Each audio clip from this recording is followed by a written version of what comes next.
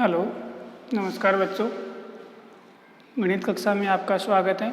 आज हम पढ़ेंगे प्रश्नमाला 3.1। पिछले वीडियो में हमने बेटा ग्राफ के बारे में सामान्य जानकारी प्राप्त की थी और उसके बारे में बताया भी था। अब बात करते हैं फर्स्ट क्वेश्चन। फर्स्ट क्वेश्चन दे रखा बेटा, एक अन्य व्यक्ति को आप अपने अध्ययन मेज पर रखे टेबल लैंप की स्थिति किस तरह बताएंगे। तो इसका हल देखते हैं बेटा। एक टेबल लैंप, पहले टेबल हम क्या कर लेते हैं बेटा, टेबल बना लिया हमने एक, ठीक है नहीं, ये इसके यहाँ पर पेड़ है बेटा, शो नहीं करेंगे इधर के, ठीक है।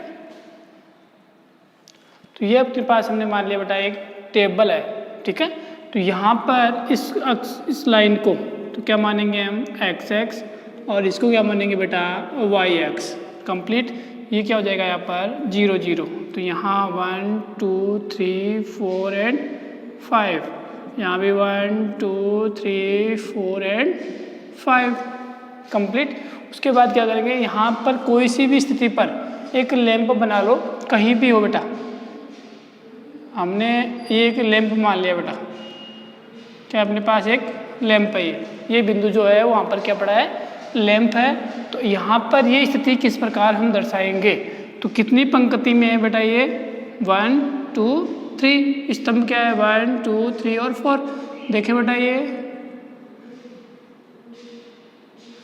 ठीक है नहीं। तो ये अपने पास आया है बेटा। तो पंक्ति कितनी हो गई इसमें और स्तंभ कितने हो गए वो आप देख सकते हैं। पंक्तियाँ 1 2 3 और 4, स्तंभ कितने हो गए, थर्ड स्तंभ में, तीसरे स्तंभ में 4 पंक्ति, ठीक है। या आप कर सकते हैं निर्देशांक। तो निर्देशांक क्या हो जाएगा बेटा, x की वैल्यू कितनी है 3 और y की वैल्यू कितनी है 4। तो ये हो गई लैंप की स्थिति, लैंप की स्थिति, ठीक है। इस प्रकार हम इसको दर्शाएंगे। कोई भी हो टेबल में जो किनारा है उसको क्या मानोगे बेटा एक्स एक्स और वाई एक्स के अनुसार मानोगे। और उसके बाद उसमें हम एक एक दूरी लेंगे, एक एक दूरी के लेने के बाद हम पोजीशन कहीं भी, यहाँ पर दर्शाया है यहाँ पर भी दर्शा सकते थे एक लैंप, तो यहाँ 1 और 2 हो जाता, ठीक है। तो आपकी इच्छा है बेटा, कहीं भी आप इस लैंप को दर्शा सकते हैं, इसमें कोई प्रॉब्लम नहीं होनी चाहिए। अब बात करते हैं हम प्रश्न नंबर 2। प्रश्न नंबर 2 भी आपके पास प्रश्न नंबर 1 की तरह ही है, लेकिन वहाँ पर अपने पास लैंप की स्थिति के बारे में बताया गया था। यहाँ अपने पास एक नगर की स्थिति के बारे में पूछ रहा है बेटा। तो देखते हैं, एक नगर में 2 मुख्य सड़कें हैं जो नगर के केंद्र पर मिलती है।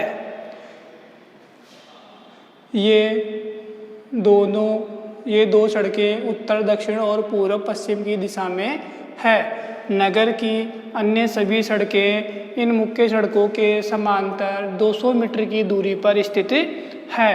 प्रत्येक दिशा में लगभग 5 सड़कें हैं। 1 सेंटीमीटर बराबर 200 मीटर का पैमाना लेकर अपनी नोटबुक में नगर का एक मॉडल बनाइए। सड़कों को एकल रेखाओं से निरूपित कीजिए।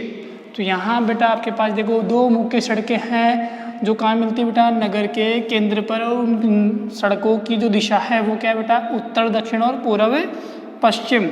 ये अपने पास हो गया बेटा पूर्व पश्चिम और ये हो गया अपने पास उत्तर दक्षिण, ठीक है। तो यहाँ पर आपके पास जो पैमाना रहेगा बेटा वो क्या रहेगा, इसने क्या कहा है, पैमाना जो लेना है वो क्या है 1 सेंटीमीटर बराबर 200 मीटर। 1 सेंटीमीटर बराबर 200 मीटर। ये हो गया x, ये x डैश, ये y और ये y डैश, ठीक है नहीं। तो नगर की मुख्य सड़कें कौन सी हो गई बेटा, ये x डैश, y डैश। कहाँ मिल रही है बेटा, नगर के केंद्र पर, नगर के केंद्र पर मिलती है। और उस केंद्र को मान लिया बेटा हमने O। कंप्लीट। उसके बाद देखें, अभी अन्य सभी सड़कें क्या है, मुख्य सड़कों के समांतर है। समांतर कितनी दूरी पर बेटा, 200 मीटर की दूरी पर। तो अपना जो ग्राफ होता है बेटा वो इस प्रकार 1 2 3 4 एंड 5। ये हो गई अपने पास। इधर भी ले सकते हैं आप 1 2 3 4 एंड 5। ठीक है, तो ये जो मुख्य सड़क थी इसको थोड़ा डार्क कर देते हैं बेटा। ये जो मुख्य सड़क थी ये वाली सड़क है बेटा मुख्य। ठीक है, और ये भी यहाँ पर मुख्य है आपके पास, ये मुख्य सड़क है। हमने थोड़ा सा इसको क्या कर दिया बेटा, डार्क कर दिया है। ठीक है, उससे क्या हो जाएगा, थोड़ा मुख्य सड़क अलग से दिख जाएगी हमें। इसके बाद देखिए बेटा, ये मुख्य सड़क हो गई। ये कह रहा है कि जो मुख्य सड़क है उसके समांतर कितनी बेटा 200 मीटर की दूरी पर है, और जो पैमाना है वो क्या है 1 सेंटीमीटर में 200 मीटर। तो यहाँ कितना हो जाएगा बेटा 200 400 600 800 एंड 1000। ठीक है, इसी प्रकार यहाँ भी -200 -400 -600 -800 और माइनस के 1000। इसी प्रकार दो मुख्य सड़कों के समांतर इधर वाली भी ये मतलब वाई डैश है, उसके समांतर भी लाइनें हैं या सड़कें हैं 200 मीटर की दूरी पर। ये 200 400 600 800 1000। इधर भी है अपने पास 1 2 3 4 एंड 5। ठीक है, 200 400 600 800 एंड 1000। ये अपने पास जो है नगर यहाँ पर है, और नगर की जो दिशा है या जो उसका मॉडल है वो इस प्रकार रहेगा। वो ये शो कर रहा है बेटा कि ये तो इसकी मेन सड़क है, और ये जो लाइनें दर्शा रही है वो इसकी बेटा गलियां हैं। इस मेन सड़कों से अंदर जाने वाली छोटी सड़कें हैं। तो ये हो गया बेटा नगर का मॉडल। कुछ इस प्रकार का दिखेगा अपने पास नगर। ठीक है, तो नगर में ये इसको कह सकते हैं बेटा मुख्य सड़क,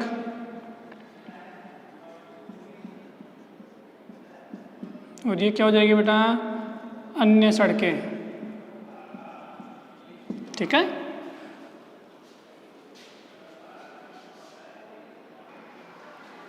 अब बात करते हैं प्रश्नमाला 2। प्रश्नमाला 1 कंप्लीट हो गई बेटा अपने पास, प्रश्न 2 ही थे उसमें छोटे छोटे।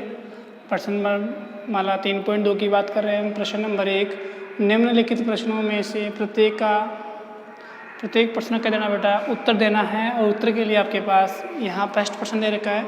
कार्तीय तल में किसी बिंदु की स्थिति निर्धारित करने वाली क्षैतिज और ऊर्ध्वाधर रेखाओं के नाम क्या है या उसे क्या कहते हैं। कल ही बताया था बेटा कार्तीय तल क्या होता है। जो अपने पास ग्राफ पेज होता है उसको पूरे को क्या कहते हैं बेटा कार्तीय तल कहते हैं। उसमें ये जो रेखाएं खींचते हैं हम, ऊर्ध्वाधर रेखा और क्षैतिज रेखा जो भी खींचते हैं उन्हें क्या कहते हैं बेटा x' और y', या इनका दूसरा नाम था y अक्ष या x। ठीक है, या क्षैतिज रेखा कल ही बताया था बेटा, और इसको कहते हैं ऊर्ध्वाधर रेखा। ठीक है, तो सेम इसी प्रकार इसको क्या कहेंगे बेटा हम x y अक्ष रेखाएं। ठीक है, इसके बाद इसका दूसरा भाग, इन दो रेखाओं से बने तल के प्रत्येक भाग के नाम बताइए। इन दो रेखाओं से बने तल के प्रत्येक भाग, इस तल में कितने भाग बन गए 1 2 3 और 4। इसमें प्रत्येक भाग को क्या कहते थे बेटा कल चतुर्थांश। क्या हो जाएगा बेटा चतुर्थांश हो जाएगा। ये प्रत्येक भाग क्या कहलाता है चतुर्थांश कहलाता है। उस बिंदु का नाम बताइए जहाँ ये दो रेखाएं प्रतिच्छेद होती है। ये दोनों रेखाएं कहाँ प्रतिच्छेद होती है, यहाँ पर। इसको हम क्या लिखते हैं बेटा O, और O क्या कहते हैं बेटा हमें मूल बिंदु। क्या कहते हैं उसको मूल बिंदु कहते हैं, मूल बिंदु। ठीक है, तो ये था आपके पास पहला प्रश्न, जिसमें इसके 3 पार्ट थे। तीनों पार्ट आपको पिछले वीडियो में बेटा हमने समझा दिया गया है, बस उसी का हमें प्रयोग करना है, इनको हमें समाधान या हल करना होगा। अब बात करते हैं हम प्रश्न नंबर 2। प्रश्न नंबर 2 आपके पास दिया गया है बेटा, आकृति देखकर निम्नलिखित को लिखिए। जो अपने पास आकृति है इस प्रकार दे रखी है बेटा, इस आकृति को पहले ऑब्जर्व कर लेते हैं एक बार। ये x एक्स है और ये अपने पास y एक्स है। इसमें पैमाना जो लिया गया है बेटा 0 1 2 3 4 5 6 1 2 3 4 5 6 मतलब 1 सेंटीमीटर बराबर 1 इकाई ले रखा है। ठीक है, -1 -2 -3 -4 -5 -6 -1 -2 -3 -4 -5 -6। ठीक है, अब यहाँ पर कुछ बिंदु दिए गए हैं, उनको आप देखो। B वाला इधर 2 से इधर -5 से मिला हुआ h, -5 से इधर 3 से मिला हुआ माइनस के, E इधर -3 से इधर -5 से मिला हुआ है। जो C बिंदु है वो इधर -5 से इधर प्लस के 5 से मिला हुआ है। G जो है वो इधर 2 से इधर -4 से मिला हुआ है। और ये D बिंदु है वो इधर 6 से मिला हुआ है, इधर 2 से मिला हुआ है। जो OL बिंदु है वो कहाँ पर है बेटा 5 पर है, और M बिंदु कहाँ पर है 3 पर। तो हमें इस आकृति के अनुसार इन प्रश्नों के हल लिखने हैं बेटा। ठीक है, तो हल लिखते हैं बेटा। पहला क्या है, B के निर्देशांक, जो बिंदु B है ये वाला, इसके निर्देशांक क्या होंगे। तो पहले किसका मान आता है बेटा x का, फिर किसका आता है y का। निर्देशांक को हमेशा छोटे ब्रैकेट में लिखते हैं, ध्यान रखना बेटा। तो B के निर्देशांक पहले x का कितना है बेटा -5, फिर y का कितना है 2, तो -5 2। C के निर्देशांक, बिंदु C ढूंढे पहले, ये राशि इस C के निर्देशांक से बेटा। तो पहले x का कितना है 5, y का कितना है -5, 5 -5। ठीक है, उसके बाद बेटा निर्देशांक -3 -5 द्वारा पहचाना गया बिंदु। -3 -5 को ढूंढे, तो दोनों देखो बेटा किसके हैं माइनस के, तो दोनों माइनस कहाँ आते हैं तीसरे चतुर्थांश में, थर्ड। तो तीसरे चतुर्थांश में आएगा बिंदु -3 -5, -3 तो किसका है बेटा x का, -5 किसका है y का। तो ये दोनों कहाँ मिल रहे हैं बेटा बिंदु E पर। तो बिंदु क्या हो जाएगा E हो जाएगा। तो उसके बाद है निर्देशांक 2 -4 द्वारा पहचाना गया बिंदु। प्लस का 2 माइनस के 4 कहाँ होता है बेटा ये बिंदु, बता सकता है कोई। फोर्थ चतुर्थांश में। ठीक है, फोर्थ चतुर्थांश में देखो प्लस का 2 माइनस का 4, वो किसको दर्शा रहा है बेटा बिंदु G को। कंप्लीट ये इसका उत्तर है बेटा ना। D फिफ्थ है बेटा, D का भुज। भुज का मतलब होता है x का मान। तो D में x का मान क्या होगा, बिंदु D, ये रहा बिंदु D, इसमें x का मान क्या है बेटा, इधर आओ, x का मान कितना मिलेगा 6 मिलेगा या 2 मिलेगा बेटा, वो देखे कंफर्म कर लें। D में भुज का मान चाहिए, और भुज क्या होता है x के मान को कहते हैं, और D बिंदु पर x का मान क्या होगा 6 होगा। तो भुज कितना हो गया बेटा 6। बिंदु H की कोटि, बिंदु H की कोटि, तो यहाँ से y का मान कितना है H पर -3। ठीक है नहीं। उसके बाद बेटा यहाँ से 7वां है बिंदु L के निर्देशांक। बिंदु L कहाँ है बेटा यहाँ पर, और यहाँ पर केवल L है किस पर बेटा 5 पर। तो ये किस पर स्थित है y पर। तो लास्ट वीडियो में बताया था बेटा y x पर x का मान 0 होता है। तो यहाँ पर L के निर्देशांक क्या हो जाएंगे बेटा 0 5, 5 तो है y का मान और 0 है x का मान। बिंदु M के निर्देशांक, बिंदु M के निर्देशांक कहाँ पर है बेटा x पर, कल ही बताया था लास्ट टाइम। तो क्या होता है बेटा x पर y का मान क्या होता है 0 होता है। तो x का मान तो कितना है बेटा -3, और y का मान क्या हो जाएगा 0। तो ये आपके पास एक ग्राफ था, और इस ग्राफ में आपको बेटा B के निर्देशांक, C के निर्देशांक इनको पहचानना था कि ये कौन से चतुर्थांश में है या कौन से बिंदु को दर्शा रहे हैं। D का भुज चाहिए, बिंदु H की कोटि चाहिए थी, बिंदु L के निर्देशांक चाहिए थे, और बिंदु M के निर्देशांक चाहिए थे। ठीक है, तो इस प्रकार हमने क्या लिखा बेटा, ये जो आकृति थी उसको हमने ऑब्जर्व किया, मतलब उसको एनालिसिस विश्लेषण किया है उसका, और उसके बाद हमने इनके सभी प्रश्नों के उत्तर ज्ञात कर लिए हैं बेटा। अब बात करते हैं प्रश्नमाला 3.3। प्रश्नमाला 3.3 बेटा कुछ भी नहीं है, सेम जैसे हमने ग्राफ के बारे में पढ़ा है, बस उसी का हमें इसमें एक अपना योगदान देना है बेटा। तो देखते हैं बेटा, पहला प्रश्न है, किस चतुर्थांश में या किस अक्ष पर बिंदु -2 4 3 -1 -1 0 1 2 और -3 -5 स्थित है। कार्तीय तल पर इनका स्थान निर्धारण करके अपने उत्तर को सत्यापित कीजिए। हमें यह बताना है कि जो बिंदु दे रखे हैं आपको, पहले इनको कार्तीय तल मतलब ग्राफ में इनको दर्शाना है। तो देखें बेटा, पहला बिंदु क्या है, -2 4 -2 और 4 कहाँ होता है बेटा, तीसरे चतुर्थांश में।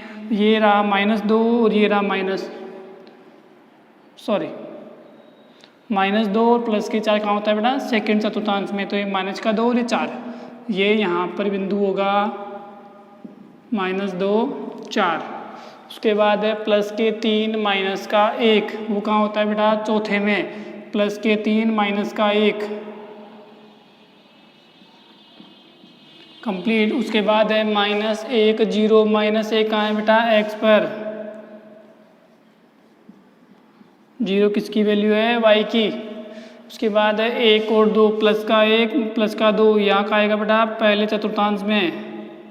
एंड लास्ट क्या है बेटा, -3 -5, ये रहा -3 ये रहा -5, ये दोनों कहाँ मिलेंगे, यहाँ पर।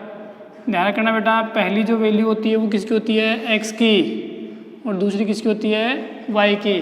इसीलिए बेटा इनको हमने इनके अनुसार ही कार्तीय तल में दर्शा दिया गया है। उसके बाद है अपने उत्तर को सत्यापित कीजिए। हमें ये देना है बेटा कि ये किस चतुर्थांश में या किस अक्ष पर है। तो हम लिखेंगे बेटा बिंदु ये वाला पहला कौन सा है, -2 4 कहाँ स्थित है बेटा, सेकंड चतुर्थांश में है।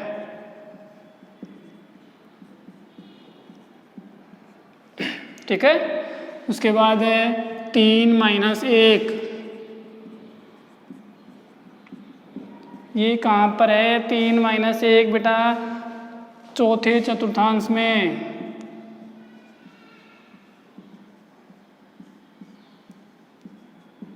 उसके बाद -1 0 कहाँ पर है बेटा, -1 0 x पर।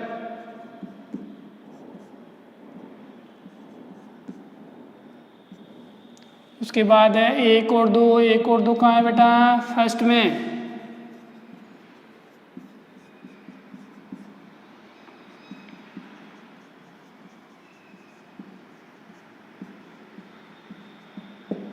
और लास्ट -3 -5 कहाँ है बेटा, चौथे चतुर्थांश में।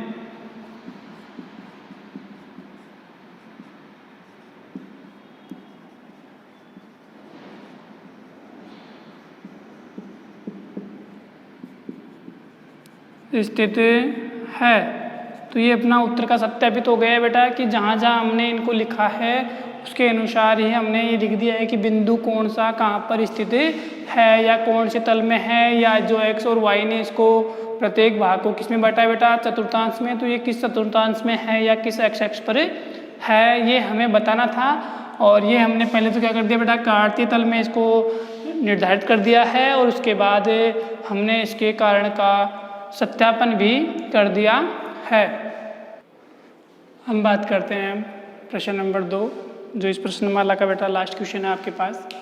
वो लिखा हुआ है बेटा, अक्षों पर दूरी का उपयुक्त एकक लेकर नीचे सारणी में दिए गए बिंदुओं को तल पर आरेखित कीजिए। जो दूरी लेनी है वो क्या लेनी है बेटा, एकक दूरी लेनी है।